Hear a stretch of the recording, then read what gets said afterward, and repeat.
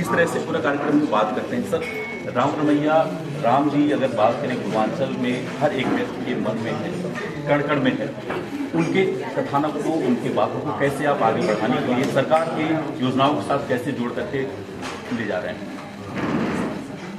तुलसी की रामायण बोले, रामचरित अपनाओ, धर्म कर्म की मर्यादा में जीवन सफल बनाओ।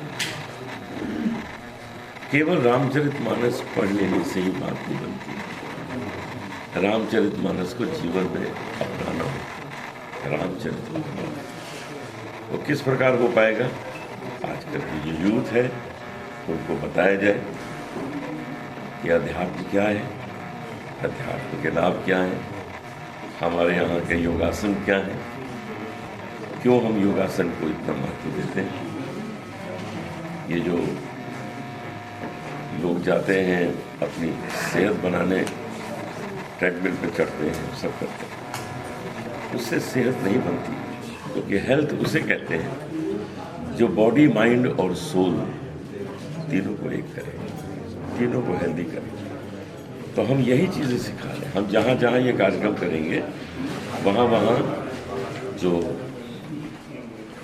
बीचेस हैं, जो घाट हैं नदियों के, वहाँ हम इस तरह के कार्यक्रम आयोजित करेंगे जहाँ लोग आके योगासन सीखेंगे, लोग आके वहाँ पर मंत्रोच्चारण सीखेंगे, लोग आके कथाएँ सुनेंगे, जिससे कि यूथ को ये पता लगे कि हमें केवल मनोरंजन के लिए राम भजन नहीं सुनना है, हमें अपने जीवन को राममय बनाना है। ये हमारा प्रयास है। सर, राम और रामचरितमानस को लेकर के आप काम कर रहे हैं। उत्तर प्रदेश में भी रामचरितमानस इन दिनों काफी चर्चा में है। कुछ जो चौपाइयाँ हैं उसको लेकर विवाद में खड़ा हुआ, और एक पार्टी है समाजवादी पार्टी जो लगातार इस मुद्दे को बढ़ा रही है लोगों के बीच में। क्या कहेंगे इस तरह की जो सियासत हो रही है चौपाइयों के अर्थों को लेकर के, क्या कहेंगे इस चर्चा? 400 साल से अधिक हो गया लिखे हुए। अच्छा, कुछ कह रही है, मैंने सुन लिया। ठीक है जी। 400 साल से अधिक हो गया लिखे हुए। बड़ी देर में जागे, बड़ी देर में जागे। या तो दिया सलाई नहीं होगी कि जला नहीं सके, कोई कमी थी क्या? इन दिनों ही जला देते। ये सब पॉलिटिकल माइलेज है। जो आदमी पॉजिटिव सोचेगा वो ताड़न का अर्थ तारण समझेगा, वो ताड़न का अर्थ ऑब्जर्व करना सोचेगा, किसी को ताड़ना, किसी को ऑब्जर्व करना। और जो नेगेटिव सोचेगा वो मार पिटाई सोचेगा। हम पॉजिटिव सोचते हैं, इसीलिए इतने वर्षों से पॉजिटिव सोचते रहे। ये अचानक जो नेगेटिव सोचने वाली बात उत्पन्न हुई है वो अपने में ही सिद्ध कर देती है कि इन दिनों आपको माइलेज चाहिए, इसलिए आप ऐसा कर रहे हैं। दावा ये भी किया जा रहा है कि उनकी सरकार आएगी तो रामचरितमानस को ही बैन कर देंगे वो। ये तो सिर्फ दावे की बात है ना, लेकिन सवाल ये है कि सरकार आएगी कैसे, जब यहाँ इतने सुंदर सुंदर काम हो रहे हैं हमारे देश के हर कोने में। आप इतना ही देख लीजिए कि आज देश के हाईवेज कैसे बन रहे हैं। जब आप किसी हाईवे पर चढ़ जाते हैं तो लगता है कि हाँ, मक्खन जैसा सड़कों का निर्माण किया गडकरी जी ने। इस तरह हर एक क्षेत्र में जो काम हो रहे हैं बहुत सुंदर हो रहे हैं, तो किसी और के आने की कोई उम्मीद नहीं। सर, पिछले दिनों आपने एक बयान दिया था कि भारत को हिंदू राष्ट्र होना चाहिए, उसको लेकर के बड़ा विवाद हुआ। आप आज भी उस बयान पर कायम हैं? मैं इसलिए कायम हूँ कि भारत हिंदू राष्ट्र है ऑलरेडी, केवल इसको घोषित करना बाकी रह गया है। वो इसलिए कि अगर मैं आपसे प्रश्न करूं कि पाकिस्तान इस्लाम देश क्यों है, तो इसका उत्तर यही होगा कि वहाँ मुस्लिम ज़्यादा रहते हैं, और तो कोई उत्तर नहीं होगा। अमेरिका क्रिश्चियन देश क्यों है, वहाँ क्रिश्चियन ज़्यादा रहते हैं, क्रिश्चियन देश है। हमारे भारत में हिंदू ज़्यादा रहते हैं, इसलिए इसको हिंदू राष्ट्र होना चाहिए। यहाँ पर हिंदुस्तान नाम भी है इसका, तो इसको तो हिंदू राष्ट्र जल्दी से जल्दी घोषित कर देना चाहिए। लेकिन उसका अर्थ ये बिल्कुल नहीं है कि किसी के अधिकारों को कम करना है। जीवन ऐसे ही चलता रहेगा। लेकिन हमारे संसार में एक देश तो ऐसा हो जो हिंदू राष्ट्र हो। एक नेपाल था, वो भी नहीं रहा। तो एक देश तो ऐसा हो जिसे हम कहें कि हिंदू राष्ट्र है, और वो भारत ही है और कोई दूसरा नहीं।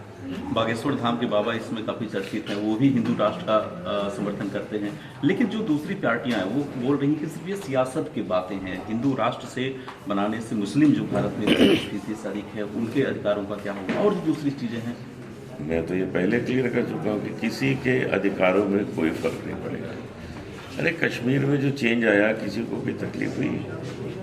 कोई एक गोली चली, एक कतरा खून कहीं बहा? कुछ नहीं, सब शांति से हो गया।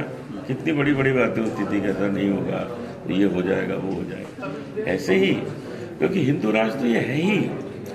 हिंदू राष्ट्र है तभी तो हर एक को अपने धर्म को पूरी तरह से मनाने की, अपने धर्म को चलाने के लिए, अपने धर्म को पूजने की पूरी इजाज़त है।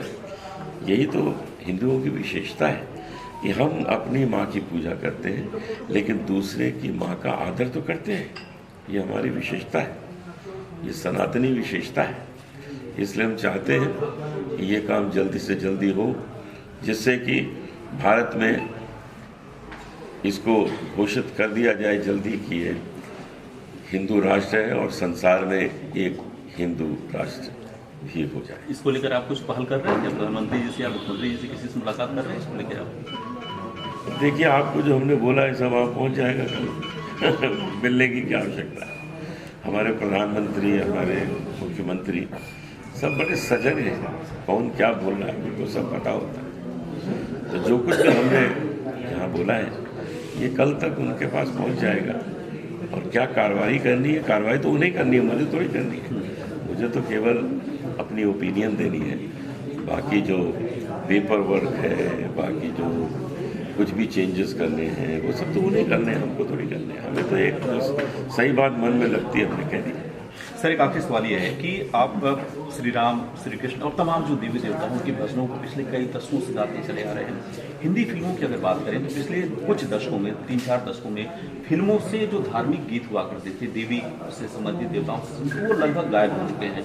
क्या इसको लेकर के आपको लगता है बॉलीवुड को फिर पहल करनी चाहिए? जो हिंदू राष्ट्र की आप परिकल्पना सोच रहे हैं, इसके अलावा जो हिंदू की बातें कर रहे हैं, क्या फिल्मों के जरिए भी इस चीज़ को आगे बढ़ाया जा सकता है, गीतों के जरिए भी बढ़ाया जा सकता है? नहीं, इसकी आवश्यकता नहीं है, क्योंकि पहले जो फिल्में बनती थी उन दिनों इतने सारे टीवी चैनल नहीं थे, तो भजन को भी फिल्मों में स्थान बहुत अच्छा मिलता था। सब माँ संतोषी बनती थी फिल्म, बजरंगबली फिल्म बनती थी, रामायण बनती थी।